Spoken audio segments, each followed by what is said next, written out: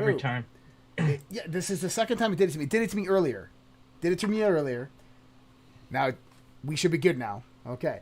Good morning. I'm Josh. That's Fred. Welcome to Insomniac Hour. This is the place where people go when they can't sleep to hear us ramble about nothingness and just randomness and complete totality. So if you guys can give me a 5-5, there we go. I'm getting the 5-5s now.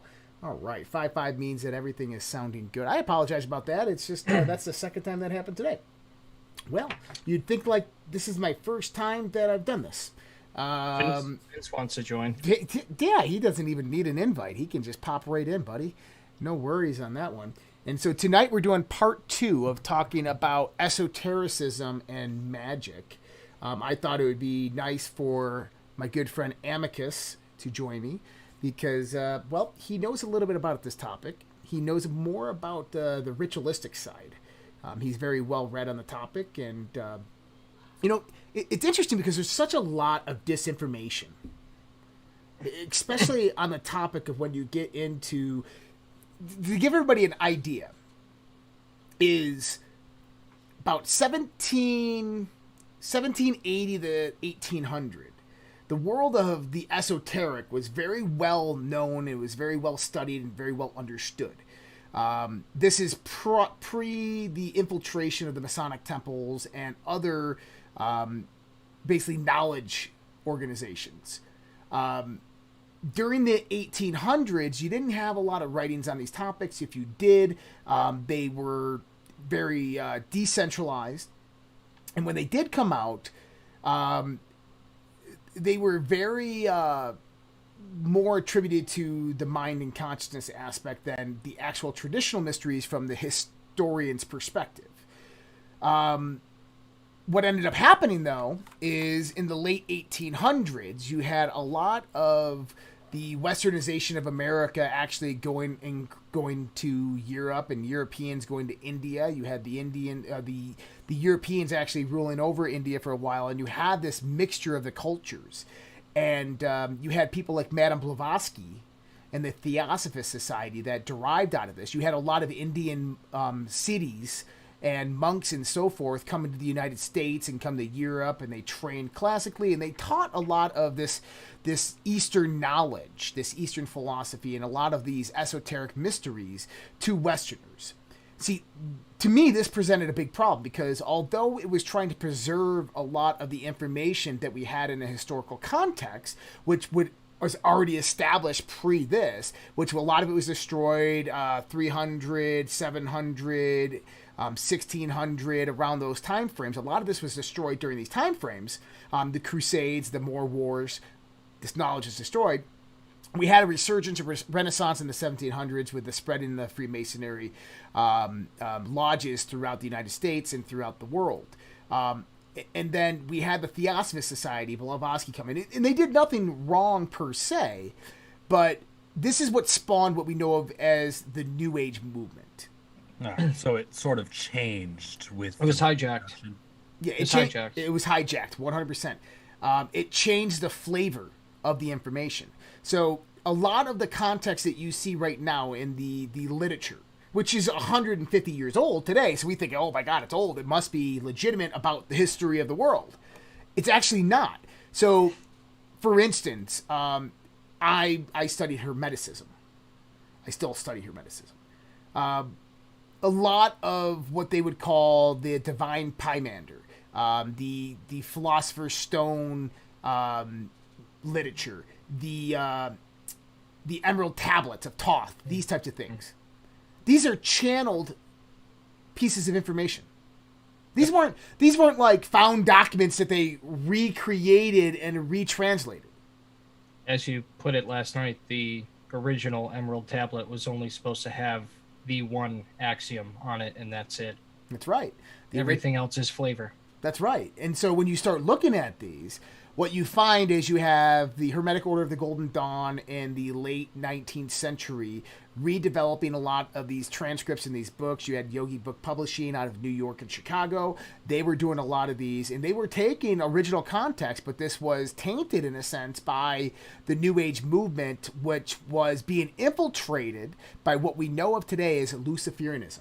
And this is where you get this really, really bad taste in your mouth, especially Christians, when we start talking about esotericism, occultism, and mystery schools. Alice Bailey, whether me and Fred agree of who she was or not, I mean, she is the founder of the Lucifer Trust. I mean, she's the founder.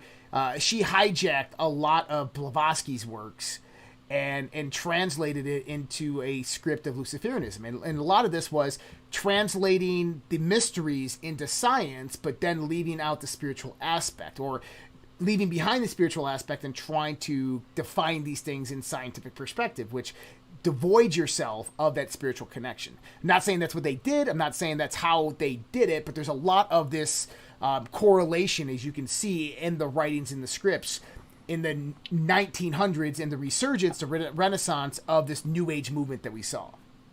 How many Alice Bailey volumes are there? I think as many as there are volumes of the Zohar. Yeah. Yeah, and so people don't know, is Alice Bailey, I believe she was a girlfriend of Aleister Crowley? She was affiliated with Aleister Crowley. In one way, shape, or form, they all kind of ran the same social circle. Now, I saw this today. It was a TikTok about Anton LaVey, the founder of the Church of Satan. And on his deathbed, even his wife proclaimed on his deathbed, he said that, oh my God, I was all wrong. I must have made a mistake. And they attribute to him as, like, you know, he must have had some angelic revelation or something. And most likely, he realized that he had sold his soul to some type of being that he really didn't understand. And that it was all bullshit. Now, this person in the TikTok also put in, who? Aleister Crowley. And Aleister Crowley, when he passed, he actually said, I'm perplexed. Yeah. I'm confused. And, well, it makes sense because, look, I mean, Aleister Crowley was a prodigy, genius. People who want to proclaim that he was evil, the most wickedest man alive, this is actually a media propaganda campaign that was utilized against him in Europe because he was very, very much affiliated with high-profile people, teaching them the ways of magic, the Hermetic Order of the Golden Dawn. He had produced a derivation, him and Eliphas Levi. They basically broke off from the Hermetic Order of the Golden Dawn, shared the secrets publicly with people. Israel Regardi. Israeli Regardi. So they Which... Go ahead.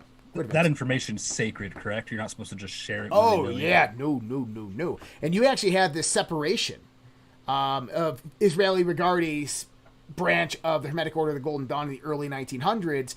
And then you had people like Aleister Crowley and Eliphas Levi, which Eliphas Levi is the one who actually did the first transcriptional drawing of Baphomet. So the picture that you always see, the sculpture that you see at all satanic temples, that's Baphomet. That isn't Satan. That's not Baal. That is an esoteric symbol representing the transition of the sun through Capricorn. Okay? It's long sought after esoteric symbology that we're talking about here. And it has nothing to do with evilness or even the transit into evilness. But it was hijacked by people like Alice Bailey, the Lucifer cults, right? And these are where we start seeing their infiltration into these schools of knowledge. And so... and this is one of the reasons that most likely Israeli Regardi left and did what he did. Firstly, he believed that this knowledge shouldn't be hidden from mankind, that every person should know this knowledge. He was also one of the last initiates to go through. That's right. So he kind of saw the writing on the wall. The order had been infiltrated by all sorts of upper-class, wealthy socialites. Mm-hmm. And... what do you do with the information? You either get it out to the public or you let it stay corrupted and never... Well, and that's what we're saying. Never see the light of day. Yeah. And so these people were within high society.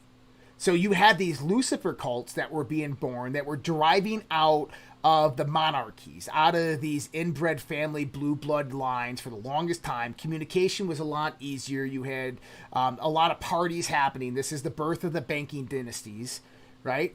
And so what you see is you see the infiltration of these private high elitist cults into the mysteries, where they hijack the information, they hijack the symbology, and they basically adopt the cults as their own and start implementing the basis, the foundation of what we now know as Luciferianism and Satanism, which are two different things. Now, Luciferianism, I would consider just grand deception. It's a false light. It's what we talked about last night. Lucifer isn't like this being that, whoa, right? Like, no, it's a light. It's a false light. It's how your mind is deceived by reality. And if you wanted a great example, if you've ever read the Dhammapadas about, what's his name? I can't remember his name now. About Buddha, about Siddhartha Buddha, of how he renounces his crown, he lives as a peasant, and then he goes out and finds a place under a Bodhi tree and meditates, living off of nothing but a grain of rice. Within this journey, after many, many weeks and months of having tormented his body through famine and starvation and mental struggles of temptation, he battles it out with one final battle against the goddess known as Maya.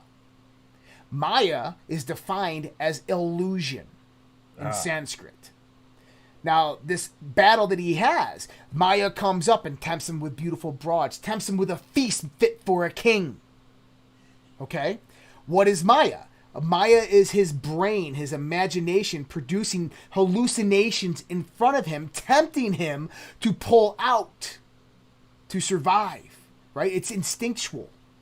But that is reality. We believe that everything is externalized. We believe that everything is outside. And this is how he met the goddess Maya, is because his brain began to hallucinate the illusion on the tapestry in front of him, and he realized that that was the grand deception, that reality was not outside of us. Reality was not created external to the mind, but instead was created relatively subjectively into internal to the mind, and was a derivation of the spirit and the spirit's motion forward and progression of the connectionness to the human, right? And so there was the two paths, the twofold path, is you have the path of the human being as it progresses, instinctual, animalistic, guided by nature, environment, or the one guided by spirit, where true vision comes in, where the third eye is open, the veil of Isis is lifted, and one can see beyond illusion and see the true progression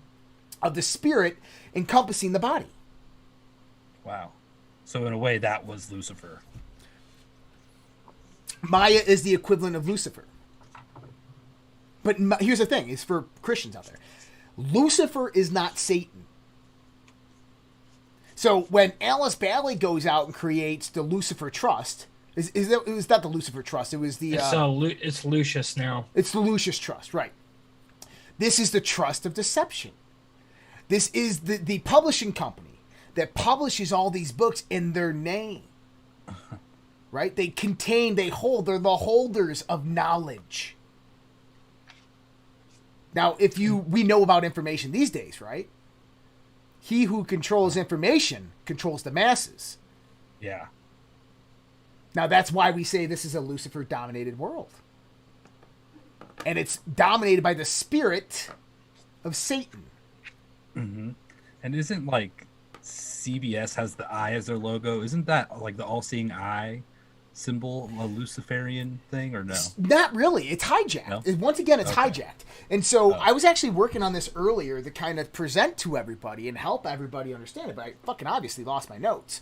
But going into this is last night we talked about the 7 principles of Hermeticism. Okay? Now, when you go through these, there is so much deeper meaning extrapolated in these 7 principles that I could literally do a multi-hour presentation on this, and we wouldn't be able to get through it all, okay? I'm looking to see if I had my notes right here. But basically what I want to show you is this. Those 7 principles correlate directly to the law of correspondence. As above, so below. If you want to think about this in another term, system, subsystem. Each subsystem has a subsystem. Each subsystem has a subsystem. You replicate that same process over and over within every system and subsystem. So, what you have to do, you have to take that information, okay? And you have to look at it in the sense is if I am going to perform a task in life, remember we were talking about the mental process that goes about? That mental process is the same process that I just described to you last night. It is those same 7 principles of how you perceive reality, which means that if you want to deceive someone, it's those same 7 principles that come into play. Everything relies on those same 7 principles or 7 laws. So they become a function of the primary system. Now, here's the thing, is if I hijack that system, okay, remember I told you this was in precedence, so each one comes from the other, which means that mind, the first principle, mentalism, sits at the top of the pyramid. Mind is the only thing that sees, correct? What sees in the mind? The mind's eye, that is veiled. That is the eye veiled. The closure of the eye is the veil of Isis. By the way, in Christian pantheon, that's what we call the apocalypse. The apocalypse means literally the unveiling. It's a Coptic word. Go look it up. It means the unveiling of the knowledge of Isis. And by eye, do you mean like your third eye? That's what this would be, is the third eye. Yeah. So, now, taking this to this next level. These subsystems derive from these same principles, right? Mm-hmm. Okay. It's like, for instance, think about this. Let's imagine we're making banana pancakes. All right? Okay. Okay. You have a certain steps and procedures that you go about to make those banana pancakes, right? Correct. Okay. So, if we follow those procedures correctly, we come out with a really yummy something, something, something, correct? Mm-hmm. Yes. All right. Now, if we miss one of those protocols, we mess up, those pancakes come out tasting like shit, and we're never going to follow that recipe again. Yeah, like if I forgot the bananas. That's right. Yeah. That's magic. Yep. That's a spell. That's the casting of a spell, right? So, 100%. what process do I follow to do that? Those same 7 principles. Now, here's the interesting thing, is if we take these and we put that top part, the mind, mentalism, at the top, that is the part that sees. That is the only part that knows. We can call the mind, mentalism, awareness. So when you see that eye at the top of the pyramid, understand that represents the capturing of awareness, or the holder of awareness, the holder of control, the one who controls what you see. All right? Now, think about the Illuminati pyramid. Okay? Every caste part of that system is a caste system, right? As in, it's distributed into various aspects of exactly what we're talking about. You have the realm of cause and or correspondence, right? Everything that awareness does has to correspond to something directly, right? So what would that correspondence be? You remember the pebble in the ocean? Yeah. It ripples through reality, right? So any interaction that the mind has with the levels and realms of existence ripples through reality. Well, how does the rippling of reality occur? Vibration. Yeah. That's the next level. So from vibration, we have amplitudes up and amplitudes down. We get polarity. All right. Through polarity, what happens next? Gender. Or rhythm. Right? Rhythm, right? Because that polarity mitigates back and forth. And then we have... Gender. Nope, one more. Nope, one more. Cause and effect. Cause and effect, that's Cause and right. effect. So basically what I'm showing you here is think about the process of my awareness brings something into creation, right? When this thought energy reverberates through the entirety of the universe, right? Okay. The next thing that happens is I express it with action. So the mental aspect of it. So the first part, we're just going to call this the mentalism, mind, awareness. Okay. This derives what? Attention and intention. Right? So what does the Illuminati do? They conjure up plans and they... But what do they do? What do they try to gather from you? If you want to control the awareness that is at the top of the pyramid, you first have to gather the last thing that you have to gather before the awareness is what? The intention and attention of the individual. That's why they feed you. They feed you reality TV shows, vibrations through the airwaves. Yeah, vibrations through the airwaves, the impulses through reality, right? That have a polarity, that have a rhythm to them. The rhythm is 60 hertz, 120 hertz, 240 hertz, and that is not by coincidence. That is by design, because that is a hypnotic, trance-like rhythm of reality for the human mind. Okay? It puts you into a rhythm. And what do they use? They use cause and effect. Problem, reaction, solution is the Illuminati's freaking motto. And the first part of this is gender.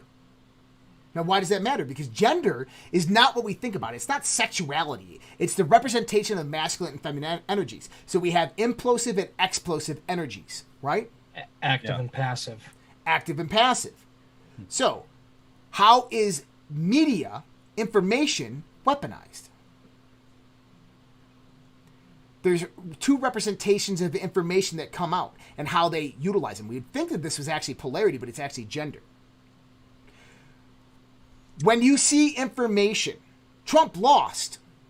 The Denver Broncos lost the Super Bowl. I remember this it was the last time they won. It was the last time they lost, 2014, I think it was.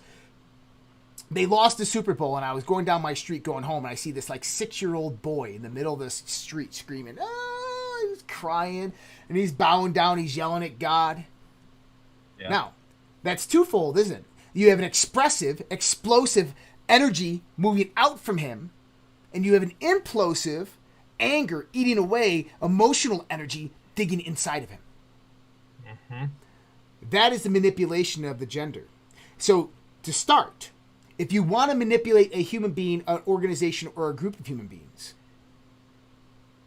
you start by unbalancing the ratio of masculine to feminine energies within that system. Mm-hmm. The next thing you do is you create a massive event or some type of event within that geographic area of those people you just destabilized. Cause and effect. Problem, reaction, solution, which allows you to implement and feed off of that masculine and feminine unbalance that just occurred in that first part. You could take advantage of the situation at that point. That's right. Cause and effect. What comes after cause and effect? Rhythm? I thought it was No? No, sorry. Comes before. Rhythm. Okay, so rhythm. So if we have rhythm before, right? Now all they have to do is, did you know that every major news story that you see on the news runs for a trial period of 3 days? If it captures enough emotional response within that 3 days, they'll extend it for a 3-week period. But after that 3-week period, or within that 3 days to 3-week period, it starts declining in the information content of how it's distributed in the amount of time. And there's actually a formula they utilize for this. It's rhythmically expressed towards you. And we have phones and TVs that do these now. Yeah, they've probably really gathered a lot of data to maximize the effectiveness. And so next comes polarity, right? Yep. So now they polarize the bias, left and right, black and white, Christian and Muslim. They polarize the bias. Okay? Then they spin it. They make it extreme. Mm-hmm. Then what comes next after polarizing it, right? They distribute it amongst the ether. The vibrational aspect. And what that actually is changing the vibrational context of your body, of your mind. Because, if we change vibration, and that corresponds on every level of existence. Now think about this. Your spirit, your soul, your higher energy, it is not born into harmony and balance and unison with this body. It has to come into being. You can have a little bit of awareness, or you can have a lot of awareness. And this is a growth process that we call spiritual development. And it's how this higher self comes into your being and resonates with your DNA, resonates with your body. And this means that you have to be distortion free. There has to be no interferences, dissonances occurring within that system dynamic for that to happen at a fully optimized level. So, what's actually happening when they vibrate you at these lower levels is that your higher self loses awareness at the top. Remember, it's correspondence. That your higher self now loses significance because now you're unbalanced on all those stages of existence. That's the Illuminati triangle. That's why it is there. They've taken you out of phase with your higher self. It's kind of like they shift you out of phase with communicating with it. That's it. That's it. And then they trick you, Lucifer, into believing that all your knowledge that you need to know, like Fauci. Oh, an attack on Fauci is an attack on the establishment of science. What, we're not allowed to think for ourselves? We're not allowed to hypercritically believe and think and understand things in our own mind? We have to look external for the truth? Yeah. Now does this make a lot more sense, the world we live in, and why this is a world of magic, and why this is a world of manipulation? Yeah. And why I just showed you they hijacked the mystery schools. Because that is the process of reality. Right. So if you go start looking into it, you'll be told, that's evil. Don't do it. Exactly.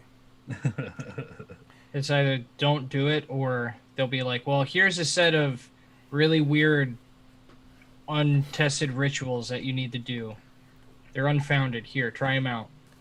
No thanks. So, so now I covered a basis of esotericism and why I don't really look towards traditional ritualistic magic as a practice. I don't. And if you're coming from esoteric mystery schools, whatever. Right? You can go read The Secret Teachings of All Ages, and you can see how Manly P. Hall does not tell you what's actually happening. Manly P. Hall hid so much between the lines that most people didn't get it. Even in his Rosicrucian talks throughout his life, he would not tell people the truth. And the reason he doesn't tell you the truth is because the people that directed him to write that book were the same people who corrupted and hijacked the system. Mm-hmm.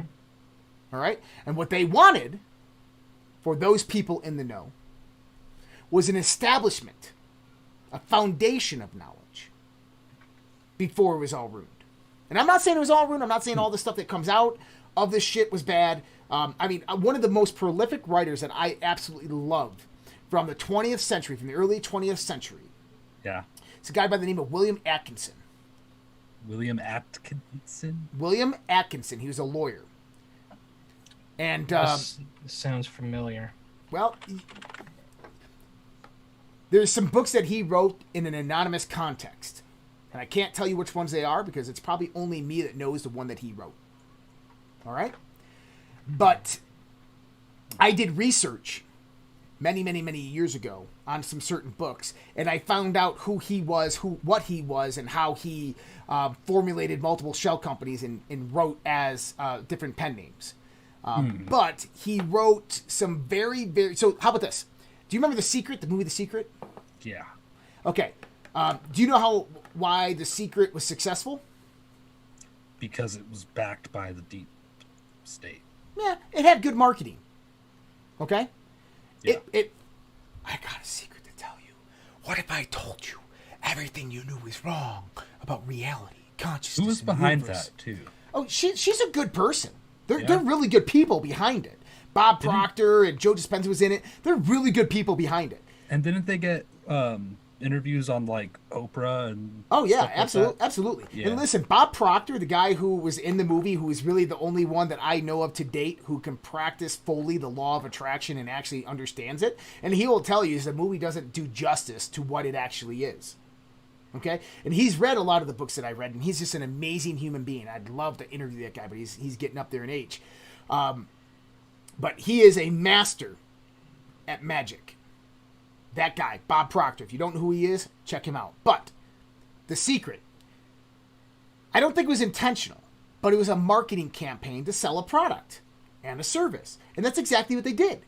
Is they sold a product and a service, and people saw the movie, and then they flocked. This came out around the same time as What the Bleep Do We Know, right?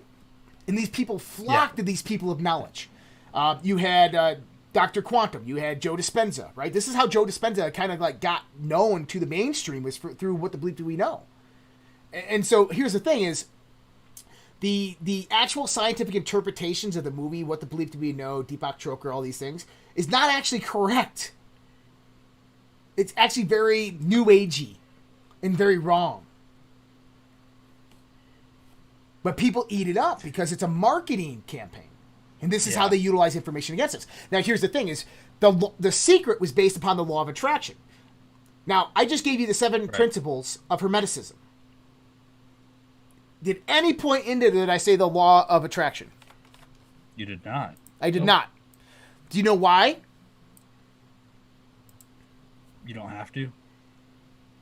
Because the law of attraction is a subsystemal law of vibration. And actually, it's a correspondence.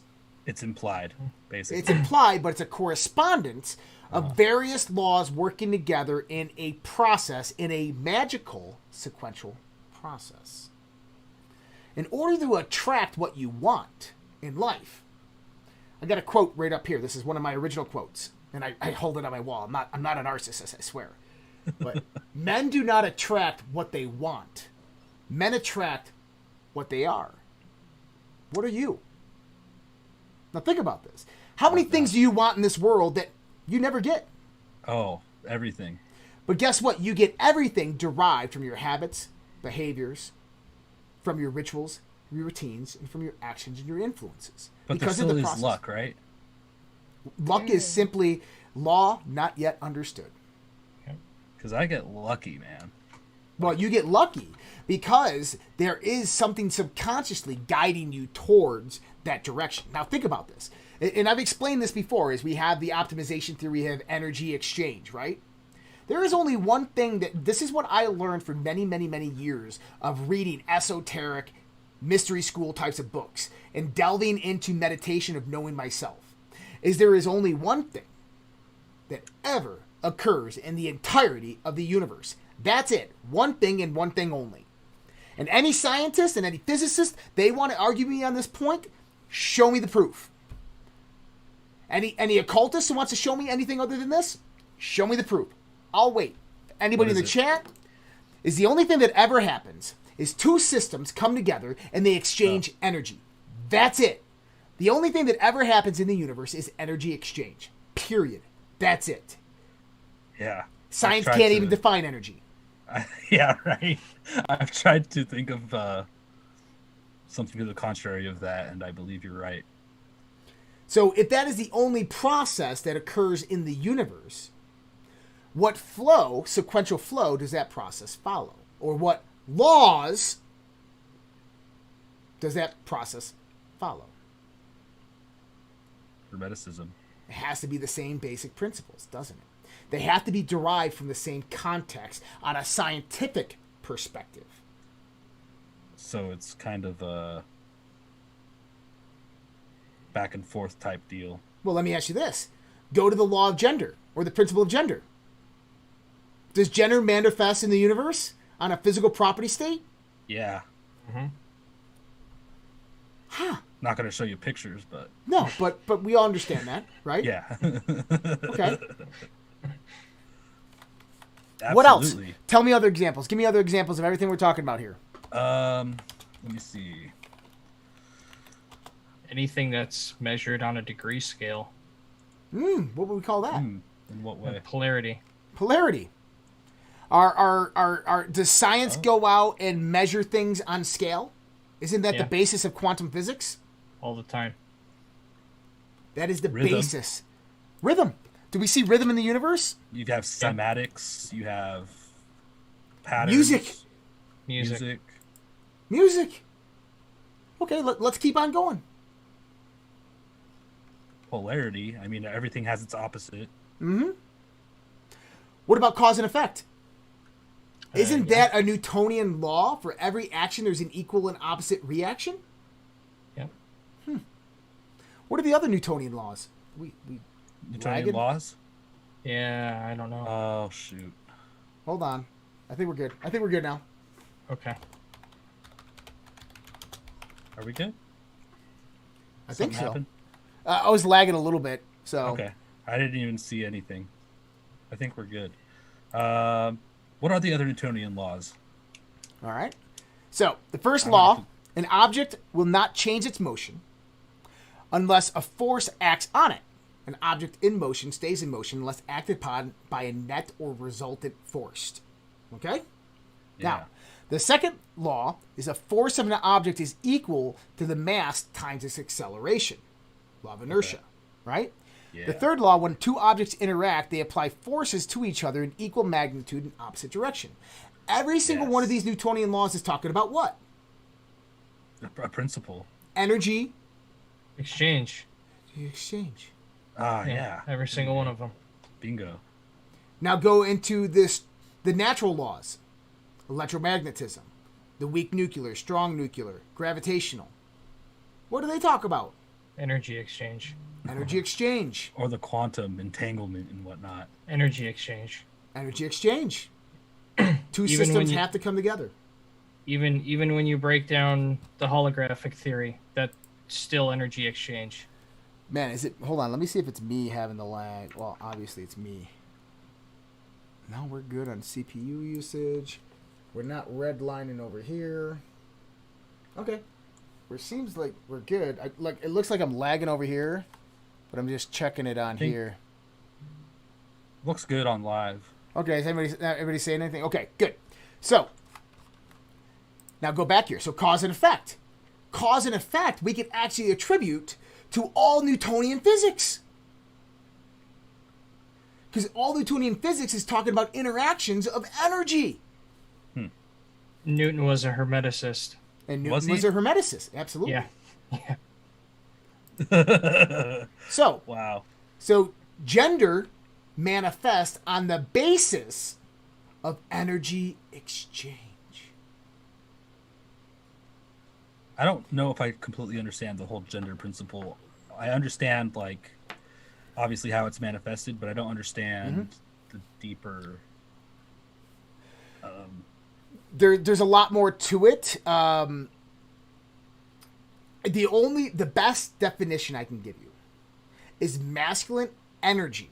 Okay, think about it as, you know how we say optimization theory, which states that energy has to be in a point of optimization. So in order to do that, we have to go 180 degrees out of phase. Okay, so would it be like masculine, or like you have your neutral, you have your masculine in one direction, your feminine in the other? There you go. Kind of. So now take this in the context of explosive, divergent energy moving out, and then you have energy moving in. Okay? And so think about the internal flow process. Okay? How it's expressive or impressive. Attention, intention. Masculine, feminine. Okay. Attention, masculine. Intention, feminine. Gender. Okay. Does that make sense? Like, Yeah. it's not the polarity. complex. It's not, so it's not the polarity. It's not the rhythm. It's not the vibration. Okay? Yeah. It's the directional flow within a system that represents the context of the energy. Interesting. I Okay, know. Thank you. But so think about this. Through cause and effect, gender manifests, right? Because cause and effect is the physical laws of the universe of which energy interacts and exchanges. When energy interacts and exchanges, they develop an emergent system of energy exchange, right? Emergent system. Now, the prevailing gender will come about through that system if it is not in an optimized state. Mostly being predominant towards the higher energy state. Okay. Or whatever one has the more deficiency. Either an efficiency or deficiency. Interesting. I know it's a little complex to understand on a physics basis, but I'm trying to explain it on two levels. On a psychological, on an esoteric, and then on a physical level in the sense of actual physics. If I have system A and system B that are coming into contact with each other and they're sharing and exchanging energy, okay, that's cause and effect. That's Newtonian laws. That is quantum physics, right? Now, energy is moving through the law of conservation of energy from a high state to a low state. Now, let's say that that energy has like a high compression, and this one has a low deficiency, right? So let's say that one has a very, very low pressure. It's at almost absolute zero, but this one is at like 50 degrees. Is energy going to flow, right? Which one has a higher energy state? In the sense of which one has a higher potential? Let's just say that. Hot one. No, actually the one at the lower energy state has the ability to pull in more energy because it's at a deficiency that is greater than the efficiency above. The other one's going to cool at the same rate. Correct. And that's the energy exchange principle. And they will both come to a point of optimization, but the flow is dictated by the one of the greatest efficiency or deficiency, even though the flow will be consistent. Okay? So, think about this, is then gender manifest as the flow. So, explosive energy flows out of the system into the system. That's the dominant force. Or implosive energy is flowing out of that one system, but it's being sucked into the vacuum. So, with these two systems we just talked about, one at almost absolute zero, one at, let's say, 50 degrees, right? We're at an extreme, and then we're at a median. The one at the medium has a higher energy content, but the one at absolute zero has a higher potentiality to bring in energy. It can take in more energy than the higher state is offering. Does that make sense? Which means that is energy going to push out of the high energy state into the low, or is it going to be sucked out of it when they come into exchange? Or is it going to be an even flow? But this is where gender manifests naturally through the universe, is through that process flow. And so you have the implosive energy exchange and explosive energy exchange that come in unison and produce balance. But in that system, gender would manifest as feminine, as an implosive movement. Probably not the best example. I'm trying to explain it the best I can. It's not easy, man. Right? Okay, but the energy's going to flow in a rhythm, just like you just said. I don't think I could do better. Okay. So energy's going to flow in a rhythm. Okay. Right? It's going to come to a point where energy's flowing, right? Yeah. It's not going to equalize instantaneously. Nope, but it will. But it'll come to a point of rhythm where it'll be push, pull, push, pull, push, pull. But those forces correlating to each other will form this sequence, but one will be just a bit stronger than the other. Did you notice that we live in a left or right-handed universe? Did you know this? Yeah. The push and the pull is just a little bit stronger in one side of the universe. So is right-handed masculine? You tell me. I think so. I would actually say no. And the reason I say that... No, I'll get there in a second. The reason I say that is because if it was, then we would see more manifestation of explosive energies, which would be known as matter. But instead, we don't. We see the opposition. We see dark matter and dark energy, which is an implosive counter space form of existence. What about ambidextrous? Kind of a middle ground? I think that's true, but I mean, there's a sequence and a flow. I mean, we're talking about a relatively minimal variation between these exchanges. I mean, you're talking probably 1/1,000,000% of variation, right? So this right-handedness that comes out manifests over long periods of time after this rhythm and sequence has been established. But but it doesn't. Everybody else is probably like, I'm fucking lost. I'm out of here. So it equalizes, but it's slightly more feminine or masculine, resulting in most people being right-handed. Well, you're going all the way to human beings in evolution. We're just talking about the Big Bang. Okay? Okay. We're just talking about energy exchange on a very simplistic quantum level or sub-quantum level, right? Okay. But now if we evolve this over time, you start to see this obviously ambidextrous, right? Now let me ask you this. Is there more men or women on this planet? Women. I thought. Let me ask you this. What is most pertinent to the survival of a species? Men. Women. Women. Both. Both. Well, both. But here's the thing: is if you had an equal amount of men and an equal amount of women, what happens? Yeah, it's not going to work out too well. It's not going to Really? work out too well. You need Wow. almost because of genetic variations. Yeah, you would need more women than men. Yep. Just for that exact reason, genetic variation. Naturally, I believe within a species and subspecies, you're going to find a dominant amount of the female representation than you are the male. Except, for instance, like let's just say, some systems you have like ants, they become asexual, that they only manifest gender when the dominant, the female, the queen bee, right? Here we go again. The divine feminine is represented, is in its season of mating. Ever notice that Earth is called Mother Earth, not Father Earth? Mm-hmm. You ever notice that time is linear and moving in a forward progression? Expansive? And we call it Father Time? Oh, yeah. Shoot. Mm-hmm. Now, what does Mother Earth do inside of her womb? Inside. Nurtures. She pulls energy in from the external environment, the space around her, the solar system, and she nurtures and produces life internal, implosive, to her womb. Mm-hmm. Welcome to the mysteries. Dang. So, getting back into this, kind of what we were talking about in the sense of the Illuminati, who they are, esotericism, and everything that they've done here, right? They hijack this system and they translate it into reality and utilize these principles against us because guess what? You're fucking ignorant of them. Remember, there's two states. Okay, there's two states of slavery. Nescience. Ignorance and nescience. Nescience means you do not know what you do not know. And once you do know, you can never be in that state again for that certain topic or description, whatever it is.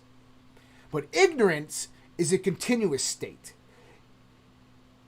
Ignorant people know something, they understand something, and choose not to follow its guidelines, its principles, its knowledge, its whatever it might be. Which is crazy. Crazy to me. Yep. So, those are the two states of slavery. Right? Because let me ask you this. I mean, even if you are a physical slave, right? You are physically enslaved. Do you have a choice? No. No? You don't? You don't have a choice not to be physically enslaved. You could fight it, but you do have a choice. You do have a choice. You might not be able to get away from that captor. You might be in a horrible situation where it's your life. Yeah, well, the situation we're in right now. No, just I mean, he's like, I have a your mind. Mm-hmm. That's the freedom you. Right. All freedom is mental. All slavery is mental. Okay, but what we're talking about is if you are in physical bondage. Right. Let's say that you're in physical bondage, a physical state of slavery. Can that exist throughout all of time? Yes or no? No. No.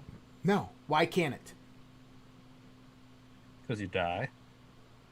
Okay, because you die. Let's just think about the life. Let's just think about the life, for instance, right? Let's just think about the sequence of life, okay? Why can't it exist? I don't know. Because typically, a system will move away from disorder. All right?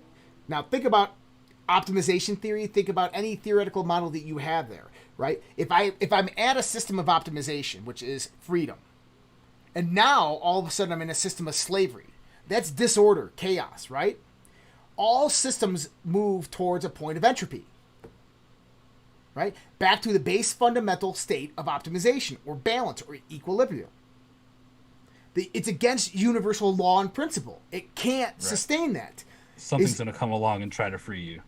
That's right. You cannot exist in a continuous state of slavery. Yeah, many people go throughout their whole lives in a continuous state of slavery, right? But that person who puts them in that state will now have to pay on a universal basis, karmically, energetically. And it's not a cheap price. And it's not a cheap price. No. But this is the key of why all slavery is mental, because it's a choice. How many of the slaves during the 1800s and 19th century here in the United States of America freed themselves? Oh man, probably a lot. I think a lot of them probably got to a headspace to where they were free. Mm-hmm. I hope. Many of them were already free within their mind by the time the war was over. The moment you give a man a choice, especially an enslaved or bonded man, you give him a choice of freedom or going back to that prison, they will always choose any level of freedom. Remember that. Because what just happened here in the United States, here in the global world, we were all enslaved, imprisoned to our homes, away from our work, away from each other. And now certain people just say, I don't care if I have to wear a mask and get a vaccine, I just want to get out. It's the same process, it's the same system over and over and over again. Yeah. And we can describe it with banana pancakes. Look at that. Pretty cool. But so going back into this, let's kind of regress, go back in. We're talking about the esoteric. We're talking about how they utilize, how the Illuminati pyramid is set up. Well, they utilize these laws and principles against you. Then we started to talk about the law of attraction. The law of attraction is basically built upon these principles that are extrapolated, right? There's sub-laws that dominate these principles that you can find in there. It's a trick. It's a trick in a bag of tricks. That's right. There's actually, when the first time the term law of attraction was coined? No idea. 1928, around that time frame. And it actually came out of the New Age writer by the name of William Atkinson, out of a book that he wrote, which is a second or third level book for his audience after they read all of his other books previous. What do you mean second or third level? Second or third level means that you have to go in precedence. You have to start at the beginning, the foundation, to understand what the hell he's talking about in the last book. But no, people just go out there, they buy that book, and they read it, and they think they know what they're talking about. And 9 times out of 10, they're full of shit. 9 times out of 10, they're full of shit. Now, here's the problem. Is just because you read it in a book doesn't mean that's the author's intention. Doesn't mean that that's what the author was trying to say. That doesn't mean that that is the truth. Like Manly P. Hall wrote. He wrote that book in code. We're talking about the secret teachings of all ages. That book, you have to look what's between the lines to understand the real mysteries. You have to know about how the esoteric mystery schools actually teach. And by the way, it's through deception. Really? Mm-hmm. So the problem there is you got to remember how a lot of these esoteric mystery schools came up, right? Medieval times. The church was going around killing any pagans. All the serpents, the snakes, right? Declaring battle on any indigenous tribes that held and retained this knowledge. So they had to hide it from the establishment. They had to hide it from the mainstream. Mm-hmm. Right? And the only way to do that was through code. Now, there's a lot of spies out there, right, that would want to infiltrate these factions and these sects. And so the only way that they would know if that sect or faction was truthful or honest is by only knowing the true mysteries. And these people that controlled the religions knew them because they had stolen them from a lot of these paganistic religions Emperor Constantine, 325 AD, and that's where all these sacred books were divvied up, and this is where you actually get the derivation of a lot of these bloodlines, especially the Merovingian kings and the Templars and so forth, because they got their knowledge from the accumulation and the taking out of all these books out of public circulation through the Roman Empire. Okay? So, during medieval times, from basically, let's think about it, from like about 500 to about 1800, 1750, okay, you would be persecuted for talking like this. This was hearsay. Yeah. Or not hearsay, this was heresy. Heresy. Oh. A heretic, right? Oh, yeah. Where does that word derive from? Hermetic. Hermetic. Now, how about this? Did you know the Coptic language had the Egyptian language had a very good formulation on the English language? So think about this: who is Horus? Do you know who Horus was? Yeah. Horus is the sun god. He was born on December 25th. He was born of Immaculate Conception, born of a virgin mother Isis, who was impregnated by her dead brother husband Osiris, who was killed by his brother Set. She couldn't find his penis after his brother chopped him up into 13 pieces, so she melted him one out of gold. And that last night that she had the ability to bring him back to life, that last night of his life, he impregnated her with a golden penis, so it was Immaculate Conception, and he was reincarnated through his son Horus, who was born on December 25th. Now, Horus is the sun god. Now, where do you watch the sun rise? East horizon. Say that word, that last word one more time. Horizon. What was his name? Horus. How do you count time? Hours. Hours. And hours is the tracking of the sun, Horus, through the sky. Over the horizon. Over the horizon. From horizon to horizon, we count hours. Cool. People got to pay attention. It's all still there. You just got to... Your world is more esoteric than you could ever imagine. Mm-hmm. Now, one of the sub-pantheon gods, okay, is known by the name Min, or Mina. And they were the keeper of time within the zodiac. Of the transgression of time within the zodiac. Minutes. Hold on a minute. Wow. Hello. Minute. Small. Minute. And it was actually the lineage. So if you get into... Man, this has been a long time since I've done this. But that specific god was the one that traced the lineage of all the zodiacal archetypes and connected them through time. So basically the one that separates the decanates. Yeah, but it would actually separate the 12 houses of the zodiac in 30 subsections. Yep. So the different degree, the 10 degrees in between each. So it separated the 12 zodiacs in 30 subsections. Actually 28 out of 13, but the 13th zodiac was removed, so they put it to 30. And then you just do the math after the new calendar comes in, and you just add 5. Because we're talking about nothing about that.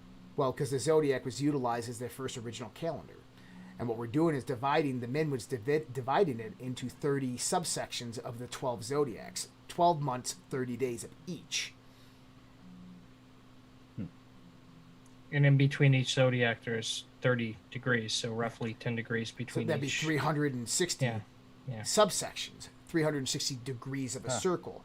And that happened until the Julian calendar came around, and they added the extra 5 days. Now, a lot of people even say that the medieval times, the Dark Ages, never actually happened, and this was just a transitional period to catch up with the time. Yeah, that's fuck. And I bet you that shit is legit. I bet you that's when the aliens attacked and took over our planet. Maybe, dude. There's no way to know. Okay, so going back into this, and we're probably going to have to do a part 3 of Magick, because I really didn't get into the conversation I really wanted to have tonight. But we're talking about this basic foundation of kind of where we are right now in this world and what magic really is. Now, what does this mean magic is? And so give me the best definition that you guys can think of pertaining to what magic is. I just got to say, like sometimes I see some things on my phone, and I'm like, oh my God, like seriously? Like, things people post and stuff, but it's all good. A set of operations following a certain formula with a desired result and outcome, with putting intention and attention to what you're trying to do and accomplish. Give that guy a trophy. That's it. It's a process that abides the law. What did Moses bring down from Mount Ararat? Law. Law. God is The law. because the absolute God is impartial. The absolute God is just the conscious field. Mm-hmm. The conscious field is impartial. It's mind. It is up there. It is not separated through correspondence. It is not separated through vibration or polarity or rhythm or cause and effect. You got to remember, if we look at that system, those principles in precedence, okay? One builds off the other. In order for gender to happen, all the other 6 things must happen. In order for cause and effect to happen, the other 5 must happen, right? Mind is the only one that is outside of that circle. Unless everything's conscious. That's what I'm trying to say. Is even so, is that means that consciousness cannot be separated in the realms of existence. That means that consciousness cannot be affected by vibration. That means that consciousness cannot have a polarization. That means that consciousness cannot have rhythm.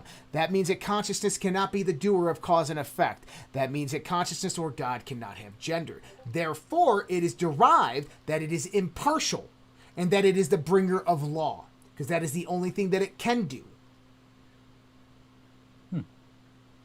And that goes back to the analogy I always give of this meditation, trance-like meditation that I had, is if you were in absolutism, if you were existent in absolutism, you would know everything and therefore you know nothing. And that dualism is existence through that state, of which you are everything and you are nothing. You know it all and you know nothing, right? And just think, you are all genders and no gender. You are all vibration and no vibration. You are all rhythm and no rhythm. Which means that you are impartial. You are completely balanced and optimized. Yeah. So where does those laws derive from? Nature. Mind. Mind is all. Mind is all. Mind is the only thing in existence. And for any person who wants to understand magic, that is the most simplest context that you can understand right now. That all reality is mind. What is the only way that you can create something out of nothing? Imagination. Your mind. Look around you right now in any room that you're in and tell me what's in front of you. A wall, a computer, a monitor, a phone, a keyboard. We have paper. We have all these things. There were once ideas in somebody's mind. Vince, I'll go a step further with you. Your backdrop is your painting. What created that? Your mind. Yeah. Mm-hmm. Yeah. Magic. Magic. Magic.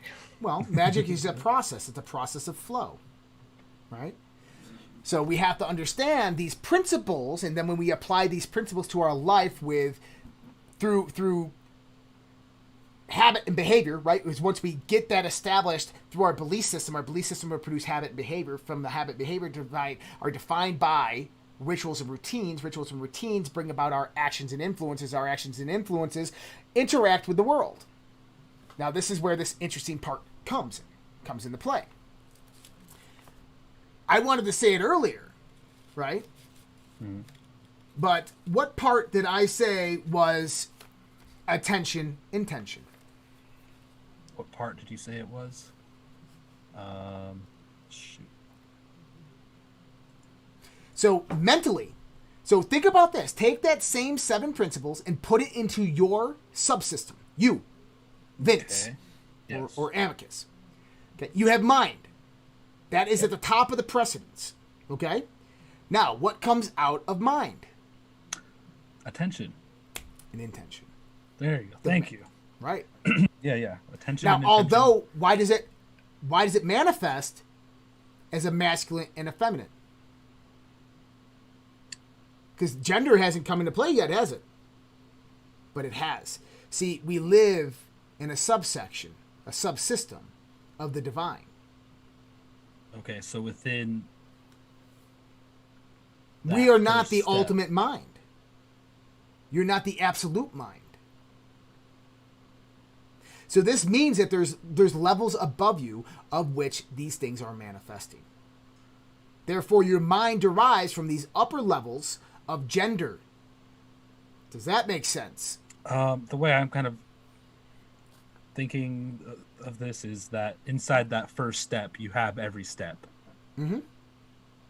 Okay, so think about it like this: is that let's take the 7 principles and put them into a pyramid. Okay. Okay, that's God in the universe. All right, that's God in the universe and how all natural law derive. Now take a subsection of that. That's planetary bodies and their interactions. Now take a subsection of that. That's a planet and everything that happens on that planet. Now take a subsection of that. That that's is you. a human being. A subsystem of the primary systems. Now this is why as above, so below. Because a system of mind derived at this level derives from another system of gender at a higher level.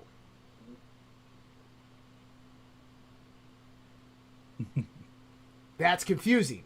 It's trippy, yeah. It's trippy. But everything's in precedence. Because the systems can only regurgitate another system. So, like right now, what are we doing? Having a chat. That's right. Exchanging energy. We're exchanging energy. And the process flow of exchanging this energy is occurring within those principles. Right? Now, those ideas, let's just take one of those ideas that develop from that sequence, and that goes into somebody else. And now they take it and they shape it and formulate it into what they want, and then that goes out into the world and is derived in another context. And the gender that ends up at can be completely different. The impulse, the creation that creates could be different. Okay, so think about this: is attention, intention. This is correspondence. Correspondence. As above, so below, as above. Attention, intention. Think about it. Where do I give attention? To whatever you're focused on. True. Where? Internal do or you give external? Where do you give it? It's internal. Well, yeah, it's internal, I'd say. No? It's external. Really? Yeah, when you're looking out, I mean, it's kind of hard to internalize externally what you're seeing. I mean, So- but you can, but it's People tell you I the guess it would be external. It is external. It's all external. Bring your Even focus inside, right? Bring in your focus inside. If I want to do the focus, let's do this a little example. Imagine for a moment that there was a cup in front of you, imaginary cup in front of you. Okay. I want you, and you have a lasso in your hand, lasso like you do, with like On my farm. bull and stuff. Yeah. You take that lasso and you throw it around that cup and you start pulling that lasso towards you. That lasso begins to get tight, right? It's the noose like tightens up around it. Let's say that cup doesn't move. It just sits there. Okay? And what happens to that lasso? It gets tighter. taut. It gets tighter and tighter. And that forms a what on the line? Tension. Tension. So you've just formed a line of attention with that cup, right? Yes. You're focused on that cup. There's a line of tension, a stress between you and that object that's external to you. Okay. Now take that same lasso and that same cup and close your eyes and bring it into your imagination. Okay. This, I mean, to me, that would, when I get the idea to throw the lasso and get that tension, first I have the Say it again. intention. Because Or I have everything a- that derives in here, right, is an inner tension. So I must first have the intention to derive the attention focus outwardly. Yeah. So So in any that regard, it's internal. inward focus is always intention. Why? Because it derives with expectation. Expectation and emotion. Think about it. Anytime that Cause you and think effect. yes, there you go. So anytime you think something in your mind, okay, that cup's in your mind. and you're taking a lasso and you're throwing the lasso around it and you're tightening that lasso up, why are you doing that? Trying to do something. Because I'm fucking thirsty and I want to drink that water. And I have an emotional and instinctual connection to water because it keeps me alive. That is intention derived with expectation with attachment of emotion. That's what intention is. Okay? Now, if anybody's lost in the woods, remember that mental image. You'll find water. That's right. So think about it, is all attention, outward attention is derived from inward intention. You'll always first have that inward intention, the feminine derivation, which attaches emotion and